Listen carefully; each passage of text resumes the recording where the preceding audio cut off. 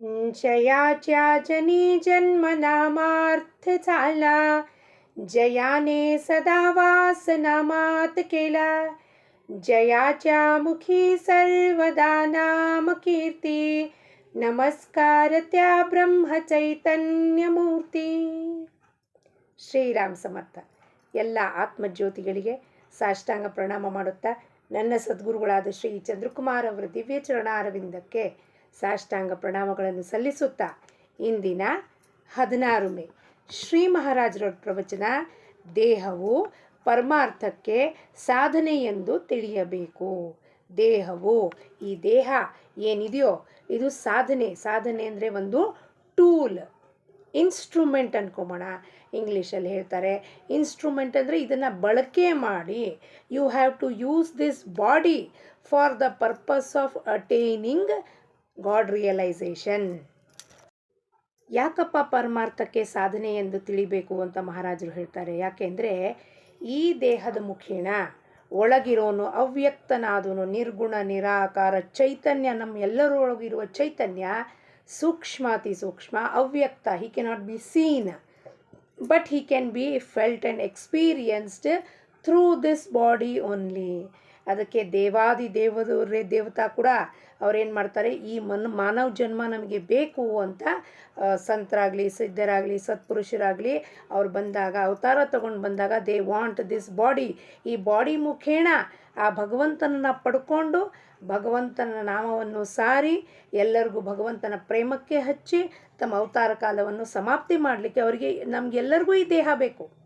ಒಳಗಿರೋನು ತನ್ನನ್ನು ತಾನು ವ್ಯಕ್ತಪಡಿಸ್ಲಿಕ್ಕೆ ಅವನಿಗೆ ದೇಹ ಬೇಕೇ ಬೇಕು. But not for the worldly desires, but for the ಪರಮಾತ್ಮನ ಪ್ರಾಪ್ತಿಗಾಗಿ. ಏನು ಹೇಳ್ತಾರೆ ಶ್ರೀ ಮಹಾರಾಜರು? ಎಲ್ಲರೂ ಸೇರಿ ನೋಡೋಣ. ಸಂತರ ಕಾರ್ಯವು ನಿಮ್ಮನ್ನು ದೇಹ ಬುದ್ಧಿಯಿಂದ ಬಿಡಿಸುವುದಕ್ಕಾಗಿ ಇರುತ್ತದೆ. ಈ ದೇಹ ಬುದ್ಧಿ, ನಾನು ಈ ದೇಹ ಇದ್ದೀನಿ, ಅದಕ್ಕೋಸ್ಕರ ಈ ದೇಹಕ್ಕೇನಾದ್ರು ಅಂದ ಕೂಡಲೇ ಇದಕ್ಕೆ ಬೇಜಾರಾಗತ್ತೆ, ಮನಸ್ತಾಪ ಆಗುತ್ತೆ, ಅಳು ಬರುತ್ತೆ. ಈ ಬುದ್ಧಿಯಿಂದ ನಮಗೆ ಬಿಡಿಸೋದೇ ಅವ್ರ ಕೆಲಸ, ನಿಜವಾದ ಕೆಲಸ ಆಗಿರುತ್ತದೆ. ಅದಕ್ಕೆ ಅವ್ರು ಏನು ಹೇಳ್ತಾರೆ, ದೇಹ ಬುದ್ಧಿನ ಬಿಡಿಸ್ಲಿಕ್ಕೆ ಯಾಕಪ್ಪ ನೀ ಸಿಕ್ಕಾಕೊಂಡಿದ್ಯಾ ದೇಹ ಬುದ್ಧಿದಲ್ಲಿ, ನೀ ಏತಕ್ಕಾಗಿ ಬಂದಿದ್ಯಾ? ಬರುವಾಗ ಬೆತ್ತಲೆ, ಹೋಗುವಾಗ ಬೆತ್ತಲೆ, ಬಂದು ಹೋಗು ನಡುವೆ ಬರೀ ಕತ್ತಲೆ. ಭಕ್ತಿಯ ಬೆಳಕು ಬಾಳಿಗೆ ಬೇಕು, ಮುಕ್ತಿಗೆ ವಿಠಲನ ಕೊಂಡಾಡಬೇಕು. ಮಾನವ ಮೂಳೆ ಮಾಂಸದ ತಡಿಕೆ, ಇದರ ಮೇಲಿದೆ ತೊಗಲಿನ ಹೊದ್ದಿಕೆ, ತುಂಬಿದೆ ಒಳಗೆ ಕಾಮಾದಿ ಬಯಕೆ. ಮಾನವ ಮೂಳೆ ಮಾಂಸದ ತಡಿಕೆ. ಈ ಮೂಳೆ ಮಾಂಸದ ತಡಿಕೆ ಇದೆಯಪ್ಪ ನೀನು. ಈ ತೊಗಲು ಏನು ಹಾಕಿದಾರೋ, ಈ ಚರ್ಮದ ತೊಗಲು, ಸ್ಕಿನ್ನು ಅಂಟಿಸಿದಾರೋ, ಒಳಗೆ ಅಸ್ಥಿ ಪಂಜರ, ಇದಕ್ಕೊಂದು ಬಿಳಿ ಚರ್ಮ ಅಂಟಿಸ್ಬಿಟ್ರು, ಕರಿ ಚರ್ಮ ಅಂಟಿಸ್ಬಿಟ್ಟ ಭಗವಂತ. ಈಗ ಚರ್ಮಕ್ಕೇನೋ ಅಂತಿದ್ದಾರೆ ಅಂದ್ಬಿಟ್ಟು ನೀನು ಬೇಜಾರು ಮಾಡ್ಕೋಬೇಡಪ್ಪ. ಇದನ್ನು ನೀನು ಪರಮಾರ್ಥಕ್ಕೆ, ಒಳಗಿರುವ ಶುದ್ಧವಾದ ಚೈತನ್ಯ, ಕೂಟಸ್ಥ ಚೈತನ್ಯ ಅನ್ನೋಣ, ರಾಮ ಅನ್ನೋಣ, ಕೃಷ್ಣ ಅನ್ನೋಣ, ಚಿದಂಬರ ಅನ್ನೋಣ, ಪರತತ್ವ ಪರಮಾತ್ಮ ಅನ್ನೋಣ, ಅವನನ್ನು ಇದೇ ದೇಹದ ಮುಖೇನ ಬಂದು ಪಡ್ಕೊಳ್ಳಪ್ಪ. ಅದಕ್ಕೆ ನೀನು ಆ ಗೊಂದಲದಲ್ಲಿ ಬೀಳ್ಬೇಡ. ಈ ದೇಹಕ್ಕೆ ನೋಡಿ ಏನು ಮಾತಾಡ್ತಾರೋ ಆ ಗೊಂದಲಕ್ಕೆ ನೀನು ಬೀಳ್ಬೇಡ ಅಂತ ಬಿಡಿಸ್ಲಿಕ್ಕೆ ಬರ್ತಾರೆ ಅವರು. ನಿಮಗೆ ಮಕ್ಕಳನ್ನು ಕೊಡುವುದು, ನಿಮ್ಮ ನೋವನ್ನು ನಿವಾರಿಸುವುದು, ಅಂದರೆ ನಿಮಗೆ ವಿಷಯ ಕೊಡುವುದು, ಇದು ಅವರ ಕಾರ್ಯವಲ್ಲ. ಹಾಗಾಗಿ ಗುರುಗಳ ಹತ್ರ ನಾವು ಹೋಗಿ ಐಹಿಕ ವಿಷಯಗಳನ್ನು ಬೇಡಿದ್ದೆ ಆದರೆ ಅದು ನಮಗೆ ಅವರು ಕೊಡುವುದಿಲ್ಲ. ಅದು ಅವ್ರ ಕಾರ್ಯನೇ ಅಲ್ಲ, ಅವ್ರು ಅದಕ್ಕೆ ಬಂದೇ ಇರೋದಿಲ್ಲ. ನಮ್ಮನ್ನು ಉದ್ಧಾರ ಮಾಡ್ಲಿಕ್ಕೆ ಬಂದಿರ್ತಾರೆ ಅವರು. ನಾವು ಪರಮಾರ್ಥದ ಕಡೆಗೆ ಹೋದಂತೆ ನಮ್ಮ ದೇಹ ಬುದ್ಧಿಯು ನಮ್ಮನ್ನು ಪರಮಾರ್ಥದಿಂದ ಪರಾವೃತ್ತಗೊಳಿಸುವ ಪ್ರಯತ್ನ ಮಾಡುತ್ತದೆ. ನಮ್ಮ ಬುದ್ಧಿ ಇದೆಯಲ್ವಾ, ಈ ಬುದ್ಧಿ ನಾನು ದೇಹ ಇದ್ದೀನಿ ಅಂದಮೇಲೆ ನನ್ನ ಐಹಿಕ ಇಚ್ಛೆಗಳು, ಬೇಡಿಕೆಗಳು, ಅದು ನಾ ಪರಮಾರ್ಥಕ್ಕೆ ಹೋದರೂ ಬಿಡೋದಿಲ್ಲ ನನಗೆ. ಗುರು ಹತ್ರ ಹೋಗಿ ಕೇಳು ಕೇಳು ಕೇಳು ಅಂತ ಹೇಳುತ್ತೆ ಮನಸ್ಸು. ಕೇಳಿದಾಗ ಅವನಂತಾರೆ ಕೊಡೋದಿಲ್ಲ ಅಂತ ಹೇಳ್ತಾನೆ, ಪರಾವೃತ್ತ ಮಾಡ್ತಾನೆ ಅದರಿಂದ ನಾವು. ಶಾಸ್ತ್ರ ಬುದ್ಧಿಯು ದೇಹ ಬುದ್ಧಿಯನ್ನು ಆಧರಿಸಿಕೊಂಡಿರುತ್ತದೆ. ನಾವು ಅದರಲ್ಲಿಯ ದೇಹ ಬುದ್ಧಿಯನ್ನು ನಾಶಗೊಳಿಸಿ ಅದನ್ನು ಶುದ್ಧಗೊಳಿಸಬೇಕು. ಇದಕ್ಕಾಗಿ ಭಗವಂತನ ಸ್ಮರಣೆಯಂಥ ಬೇರೆ ಉಪಾಯವಿಲ್ಲ. ನಾಯಿಯು ನಮಗೆ ರಾತ್ರಿ ಮನೆಯಲ್ಲೂ ಉಪಯೋಗವಾಗುತ್ತದೆ. ಅದು ಎಷ್ಟು ಉತ್ತಮ ಅಥವಾ ಉಪಯುಕ್ತವಾಗಿದ್ದರೂ ನಾವು ಅದನ್ನು ನಮ್ಮ ಎಲೆಯಲ್ಲಿ ಊಟಕ್ಕೆ ಕೂಡಿಸಿಕೊಳ್ಳುವುದಿಲ್ಲ. ನಾಯಿ ಎಷ್ಟೇ ಇಮಾನ್ದಾರ್ ಇರಲಿ, ಆನೆಸ್ಟ್ ಇರಲಿ, ಹೇಳ್ತೀವಿ as faithful as a dog ಅಂತ. ಹಂಗೆ ಅಂದ್ಬಿಟ್ಟು ಅದಕ್ಕೆ ನಮ್ಮ ಪಕ್ಕದಲ್ಲಿ ಕೂತ್ಕೊಂಡು ಎಲೆದಲ್ಲಿ ಬಾರಪ್ಪ ಅಂತ ಊಟದ ಜೊತೆಗೆ ನಮ್ಮ ಜೊತೆಗೆ ಪಂಕ್ತಿದಲ್ಲಿ ಕೂಡಿಸ್ಕೋತೀವ? ಅಲ್ಲ. ದೇಹದ ವಿಷಯದಲ್ಲಿಯೂ ಹೀಗೆಯೇ ಎಂದು ತಿಳಿಯಬೇಕು. ದೇಹಕ್ಕೆ ನಾವು ಅಚ್ಛ ಮಾಡಬಾರ್ದು. ಅದು ಹೇಳಿದ್ರೆ ಮೋಹದ ಆಸಕ್ತಿಯ ಬಲೆಯಲ್ಲಿ ನಾವು ಬೀಳಬಾರ್ದು ಅಂತ ಹೇಳ್ತೇವೆ. ಎಷ್ಟು ಈ ದೇಹ ನಮಗೆ ಉಪಯುಕ್ತವಾಗಿದೆ ಅಂದರೆ, ಈ ದೇಹಕ್ಕೆ ಪ್ರಾಪಂಚಿಕ ಬೇಡಿಕೆಗೆ, ಮೋಹದ ಬಲಿಪಶು ಮಾಡ್ದಲೇ ಭಗವಂತನ ಪ್ರಾಪ್ತಿಗೆ ಈ ದೇಹವನ್ನು ನಾವು ಸುದೃಢ ಇಟ್ಕೋಬೇಕು. ಇದನ್ನು ನಾವು ಯಾಕೆ ಇಟ್ಕೋಬೇಕು ಸುದೃಢ ಅಂದರೆ ಅವನ ಪ್ರಾಪ್ತಿಗೋಸ್ಕರ. ಒಳಗಿನ ಕೊಬ್ಬರಿಯ ರಕ್ಷಣೆಗಾಗಿ ಹೊರಗಿನ ಚಿಪ್ಪು ಇರುವಂತೆ ದೇಹವನ್ನು ಪರಮಾರ್ಥಕ್ಕೆ ಸಾಧನೆ ಎಂದು ತಿಳಿಯಬೇಕು. ಒಳಗೆ ಸಾಫ್ಟ್ ಕೊಬ್ಬರಿ, ನಾವು ಕಾಯಿ ನೀರು ಕುಡಿತೀವಿ, ಎಳ್ನೀರು ಕುಡಿತೀವಿ, ಆ ಒಳಗೆ ಗಂಜಿ ಅಥವಾ ಕೊಬ್ಬರಿ ಎಷ್ಟು ಸಾಫ್ಟ್ ಇರುತ್ತೆ. ಅದನ್ನು ರಕ್ಷಣೆ ಮಾಡಲಿಕ್ಕೆ ಹೊರಗಡೆ ಆ ಚಿಪ್ಪು, ಅದರ ಹೊರಗಡೆ ಗ್ರೀನ್ ಕಲರ್ ಇನ್ನೊಂದು ಆವರಣ ಅಂದರೆ ಏನು, ಪ್ರೊಟೆಕ್ಷನ್ ಮಾಡಲಿಕ್ಕೆ. ಹಾಗೆಯೇ ಇದನ್ನು ನಾವು ಪ್ರೊಟೆಕ್ಟ್ ಮಾಡಬೇಕು. ನಮ್ಮ ಆಹಾರದಲ್ಲಿ, ವಿಹಾರದಲ್ಲಿ, ಎಲ್ಲ ಮನಸ್ಸಿನ ಆಲೋಚನೆಗಳಲ್ಲಿ, ಸಾತ್ವಿಕ ವೃತ್ತಿಯಲ್ಲಿ ನಾವು ಇದ್ದಾಗ ಏನಾಗುತ್ತೆ, ಇದನ್ನು ಕಾಪಾಡ್ಕೋಬೇಕು. ಏತಕ್ಕಾಗಿ ಕಾಪಾಡ್ಕೋಬೇಕಪ್ಪ? ಅದು ಒಂದು ಆಸೆ ಅಲ್ಲ, ಪರಮಾರ್ಥಕ್ಕೆ ಸಾಧನೆ ಟೂಲ್ ಅಂತ ಬಳಕೆ ಮಾಡಲಿಕ್ಕೆ ಇದನ್ನು ಕಾಪಾಡ್ಕೋಬೇಕು. ಆದರೆ ಮನುಷ್ಯನು ಈ ದೇಹವೇ ನಾನು ಇರುತ್ತೇನೆ ಎಂದು ತಿಳಿದು ವ್ಯವಹಾರ ಮಾಡುತ್ತಾನೆ. ವಾಸ್ತವಿಕವಾಗಿ ನಾವು ದೇಹದಿಂದ ಬೇರೆಯಾಗಿರುತ್ತೇವೆ ಎಂದು ಪದೋಪದಿ ತೋರಿಸ್ತಾ ಇರುತ್ತೇವೆ. ನನ್ನ ಕೈ, ನನ್ನ ಕಾಲು, ನನ್ನ ಕಣ್ಣು, ನನ್ನ ಮನಸ್ಸು ಇಷ್ಟೇ ಅಲ್ಲದೆ ನನ್ನ ಜೀವ ಎಂದು ಅನ್ನುತ್ತೇವೆ.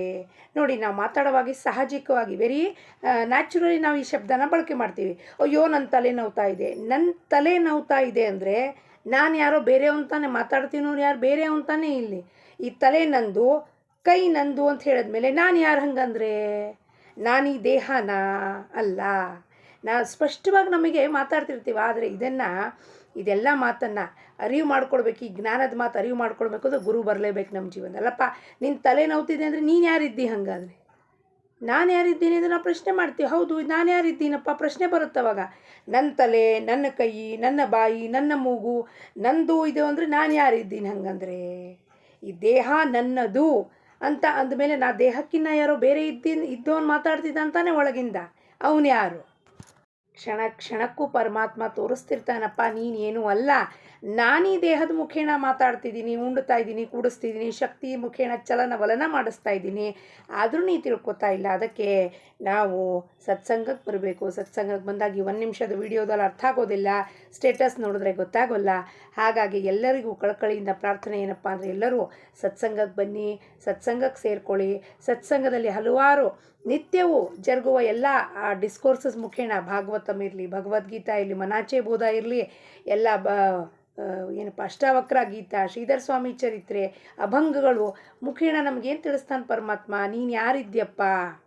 ನೀನು ಈ ದೇಹ ದೇಹ ದೇಹ ಅಂದ್ಕೊಂಡು ಒದ್ದಾಡ್ತಿದ್ಯಲ್ಲಪ್ಪ, ಅದು ನೀನಲ್ಲ. ನಿತ್ಯ ಧ್ಯಾನದ ಮುಖೇನ, ಭಜನೆ ಮುಖೇನ ನೀನು ಯಾರಿದ್ದಿ ಅನ್ನೋ ತಿಳಿಸ್ಕೊಡ್ಲಿಕ್ಕೆ ಸತ್ಸಂಗ ಇರೋದು. ಹಾಗಾಗಿ ಶ್ರೀಮಾತ್ರೆ ಸತ್ಸಂಗ ಫೌಂಡೇಶನ್ಗೆ ಎಲ್ಲರಿಗೂ ಹೃತ್ಪೂರ್ವಕವಾಗಿ ಭಕ್ತಿಪೂರ್ವಕ ಸ್ವಾಗತ. ನಿಮ್ಮ ಜೀವನವನ್ನು ಆನಂದಮಯವನ್ನು ಮಾಡ್ಕೊಳ್ಳೋಕೆ ಬನ್ನಿ. ಜೀವನ ಹೆಂಗೆ ಪರಮಾತ್ಮನ ಇಚ್ಛೆಯಂತೆ ಬದುಕಬೇಕು, ಆನಂದದಿಂದ ಬದುಕಬೇಕು, ಅವನ ಶ್ರೀರಕ್ಷೆಯಲ್ಲಿ ಬದುಕಬೇಕು ಅನ್ನೋದನ್ನು ಗುರುನಾಥ ತಿಳಿಸ್ಕೊಟ್ಟಿದ್ದಾನೆ. ಹಾಗಾಗಿ ಅವನು ಹೇಳ್ಕೊಟ್ಟಿರೋದನ್ನೇ ಏನು ಪಾಠ ಹೇಳ್ಕೊಟ್ಟಿದ್ದಾನೋ ಅದನ್ನೇ ಮುಂದುವರಿಸ್ಕೋತಾ ಎಲ್ಲರಿಗೂ ಅದನ್ನೇ ಅಪ್ಪ ಆನಂದದಲ್ಲಿರಿ. ಮನಸ್ಸನ್ನು ಬುದ್ಧಿನ ತಂದು ದೇಹ ನಾನು ಅಂದ್ಕೊಂಡು ಜೀವನವನ್ನು ಹಾಳು ಮಾಡ್ಕೋಬೇಡಿ. ಜೀವನ ಕಾಲಾವಧಿ ಲಿಮಿಟೆಡ್ ಇದೆ. You are limited in this body. If you keep sinking shrinking ಮತ್ತು ಈ ಆ್ಯಂಗ್ಸೈಟಿ ಅನ್ನೋಣ ನಾನಾ ಶಬ್ದ ಬಳಕೆ ಮಾಡಿ ಕುಗ್ಗಿ ಕುಗ್ಗಿ ಬದುಕಿದ್ರೆ ಒಂದು ದಿವಸ ನಾವು ಹಿಂಗೆ ಸತ್ತು ಹೋಗ್ಬಿಡ್ತೀವಿ. ನಾವು ಎಕ್ಸ್ಪ್ರೆಸ್ ಮಾಡ್ದಲೇ ಒಳಗಿರುವ ಚೈತನ್ಯ ತನ್ನನ್ನು ತಾನು ಎಕ್ಸ್ಪ್ರೆಸ್ ಮಾಡ್ದಲೇ ಹೋಗ್ಬಿಟ್ರೆ ಏನು ಉಪಯೋಗ? ಮತ್ತು ಆ ಬ್ಯಾಗೇಜ್ ಹಿಡ್ಕೊಂಡು ವಾಪಸ್ ಬರಬೇಕಾಗತ್ತೆ ಮರು ಜನ್ಮದಲ್ಲಿ ಮತ್ತೆ ಅದನ್ನು ತೀರಿಸ್ಲಿಕ್ಕೆ. As you sow you shall reap. ಒಳಗೆ ಬ್ಯಾಗೇಜ್ ಇಟ್ಕೊಂಡು ಇಮೋಷ್ನಲ್ ಬ್ಯಾಗೇಜ್ ಹೋದರೆ ಮನಸ್ಸು ಸೂಕ್ಷ್ಮವಾದ ಬುದ್ಧಿ ಪುನಃ ಇನ್ನೊಂದು ತೊಗೊಂಡು ಇದನ್ನು ತೀರಿಸ್ಲಿಕ್ಕೆ ಬರಬೇಕಾ ನಾವು ಅನ್ನೋದನ್ನು ನಾವೆಲ್ಲರೂ ವಿಚಾರ ಮಾಡಬೇಕು. ಪ್ರತಿಯೊಬ್ಬರ ಜೀವನದ ಡೈರೆಕ್ಟರು ಪರಮಾತ್ಮನಿದ್ದಾನೆ, ನಾವಲ್ಲ. ಹಾಗಾಗಿ ನಮ್ಮ ಜೊತೆ ಸಂಗತಿದಲ್ಲಿ ಯಾರು ಇರ್ತಾರೋ, ಮಕ್ಕಳು, ಗಂಡ, ಹೆಂಡತಿ, ಆಪ್ತೇಷ್ಟರು, ಪ್ರತಿಯೊಬ್ಬರಿಗೂ ಸ್ಕ್ರಿಪ್ಟ್ ಅವ್ನು ಬರೆದು ಕೊಟ್ಬಿಟ್ಟೆ, ನೀನು ಇಂಥ ಡೈಲಾಗೇ ಹೇಳಬೇಕು ಅಂತ. ನಾವು ಯಾರ ಡೈಲಾಗ್ನೂ ತಡೆ ಹಿಡಿಬಾರ್ದು, ಯಾರಿಗೂ ನಿಮ್ಮ ಡೈಲಾಗ್ ಬದಲಾಯಿಸ್ಕೊಳ್ಳಿ ಅಂತ ಹೇಳಬಾರ್ದು, ನಿಮ್ಮ ಡೈಲಾಗ್ ನನಗೆ ಇಷ್ಟ ಇಲ್ಲ ಅಂತ ಹೇಳಬಾರ್ದು. ಅವ್ರ ಡೈಲಾಗ್ ಅವ್ರಿಗೆ ಹೇಳಕ್ಕೆ ಬಿಡಬೇಕು, ನಮ್ಮ ಡೈಲಾಗ್ ನಾವು ಹೇಳಬೇಕು. ಇದರಲ್ಲಿ ಗೊಂದಲನೇ ಇರೋದಿಲ್ಲ. ನಿಮ್ಮ ಆ್ಯಕ್ಟಿಂಗ್ ಅವಾರ್ಡ್ ಯಾವಾಗ ಸಿಗುತ್ತೆ ನಮಗೆ? ಯಾವಾಗ ಅವಾರ್ಡ್ ಸಿಗೋದು ಅಂದರೆ ಪರಮಾತ್ಮನಲ್ಲಿ ಒಂದಾಗಿ ಮುಕ್ತಿ ಹೊಂದುವುದು. ಯಾವಾಗ ನಿಮ್ಮ ಡೈಲಾಗ್ ನೀವು ಪರ್ಫೆಕ್ಟಾಗಿ ಚೆಂದಾಗಿ ಹೇಳ್ತೀರೋ. ಇನ್ನೊಬ್ಬರು ಡೈಲಾಗ್ ಅವ್ರು ಹೊಕ್ಕಾಟ ಮಾಡೋಂಗಿಲ್ಲ. ನಾವು ನಮ್ಮ ಪ್ರಾರಬ್ಧದ ಡೈಲಾಗ್ಸ್ನ ನಾವೇ ಹೇಳಬೇಕು, ಅದರಲ್ಲಿ ಉತ್ಕೃಷ್ಟ ಆ್ಯಕ್ಟಿಂಗ್ ಮಾಡಬೇಕು. ನಾವು ಹೇಳ್ತೀವಿ ಬಾಯಲ್ಲಿ, ಅವಳು ಬಾಕಿ ಭಾಳ ನಾಟಕ ಮಾಡ್ತಾಳೆ. ಹೌದು, ನಾಟಕ ಮಾಡಲಿಕ್ಕೆ ಎಲ್ಲರೂ ಬಂದಿರೋದಿಲ್ಲ. ನಾನು, ನೀವು ಎಲ್ಲರೂ ಜಗತ್ತಿನಲ್ಲಿ ಪ್ರತಿಯೊಂದು ಮನುಷ್ಯನೂ ನಾಟಕನೇ ಮಾಡ್ಲಿಕ್ಕೆ ಬಂದಿರೋದು.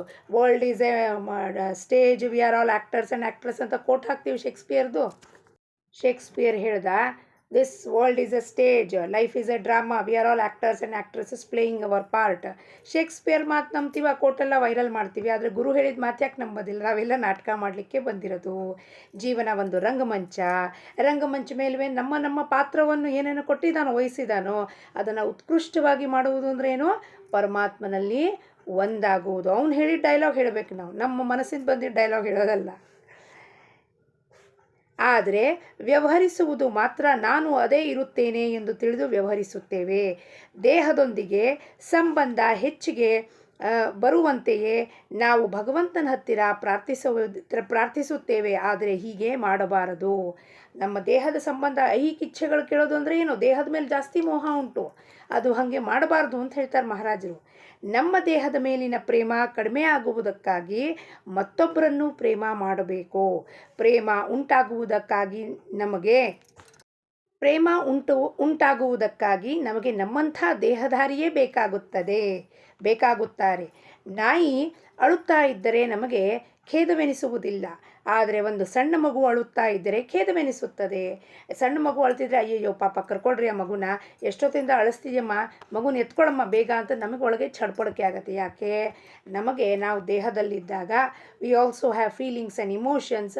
ಸೊ ಅವರ್ ಇಮೋಷನ್ಸ್ ಔಟ್ಪೋರ್ ಆಗೋಕ್ಕೆ ಶುರುವಾಗುತ್ತೆ. ಎದುರುಗಡೆ ಮಗು ಅಳ್ತಾ ಇದೆ ತಕ್ಷಣ ನಮಗೆ ಎತ್ಕೋಬೇಕು ಅನಿಸುತ್ತೆ, ಕಣ್ಣು ಒರೆಸಬೇಕು ಅನಿಸುತ್ತೆ. ಯಾಕೆಂದರೆ ನಾವು ದೇಹದಲ್ಲಿದ್ದಾಗ ಇನ್ನೊಂದು ದೇಹಧಾರಿ, ಪ್ರೇಮ ಮಾಡಲಿಕ್ಕೆ ಇನ್ನೊಂದು ದೇಹಧಾರಿ ಬೇಕು. ಪ್ರೇಮ means the way you express yourself, kind of act, ದಯಾ, ಕೈಂಡ್ನೆಸ್, ಕಂಪ್ಯಾಷನ್, ಎಂಪಥಿ, ಇವೆಲ್ಲ ಪ್ರೇಮದ ಸ್ವರೂಪನೇ.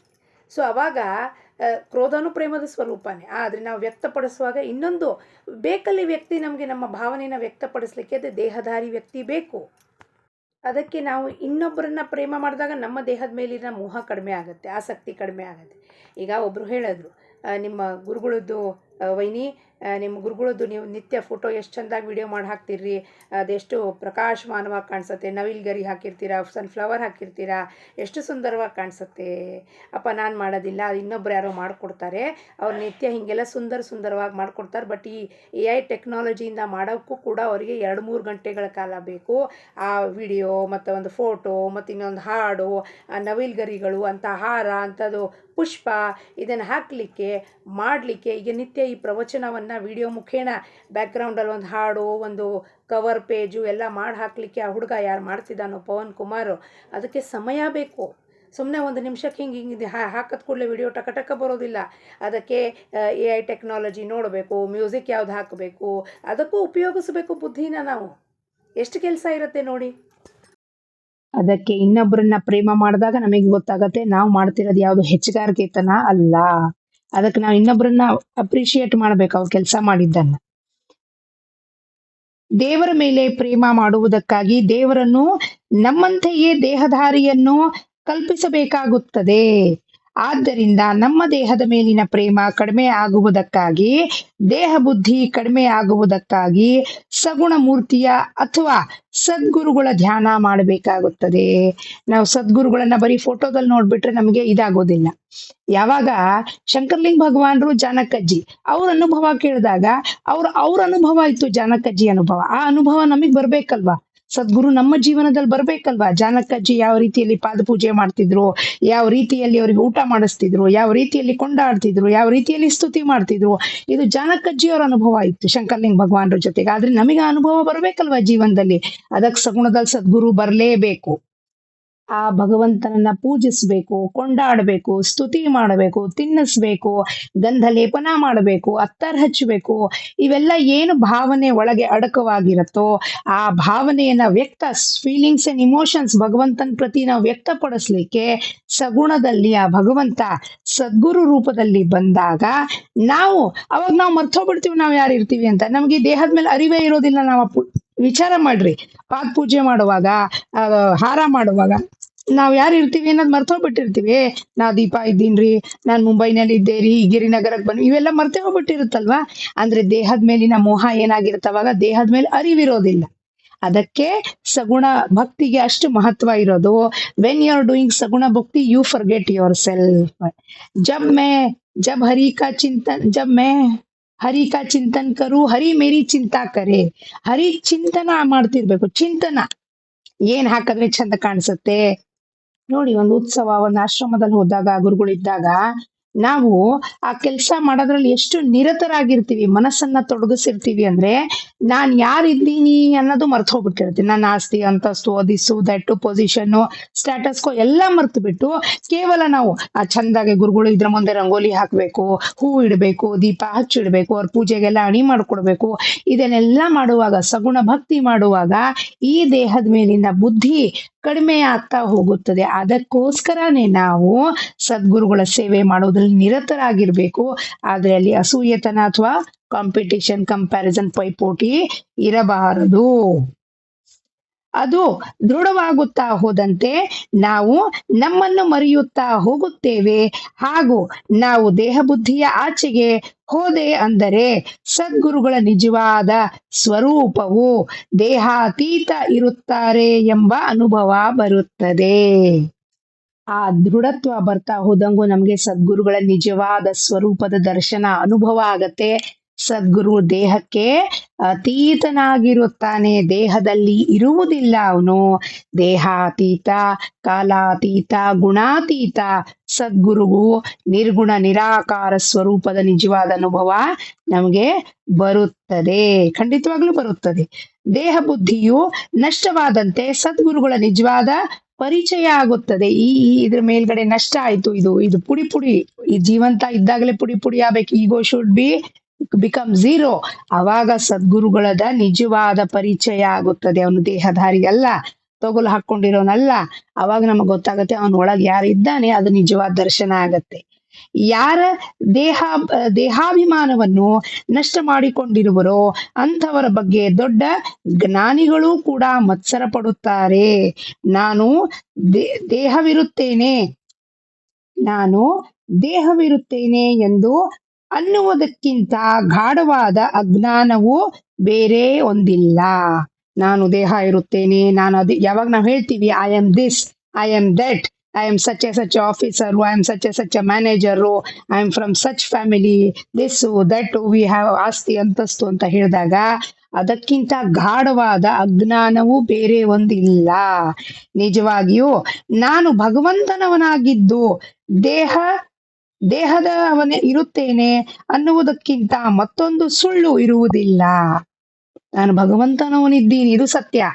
ಸುಳ್ಳೇನು? ನಾ ದೇಹನವದಿದ್ದೀನಿ, ಇದು ನನ್ನ ಫ್ಯಾಮಿಲಿ ದೊಡ್ಡದ್ ನೋಡ್ರಿ, ಅದು ನೋಡ್ರಿ ಅಂತ ನಾವೇನ್ ತೋರಿಸ್ತೀವೋ ಅದೆಲ್ಲವೂ ಸುಳ್ಳು. ಯಾಕೆಂದ್ರೆ ಅದು ಕಣ್ಣಿಗೆ ಕಾಣ್ತಿರೋದು ಸತ್ಯನಾ? ಇವತ್ತಿದೆ, ನಾಳೆ ಇಲ್ಲ.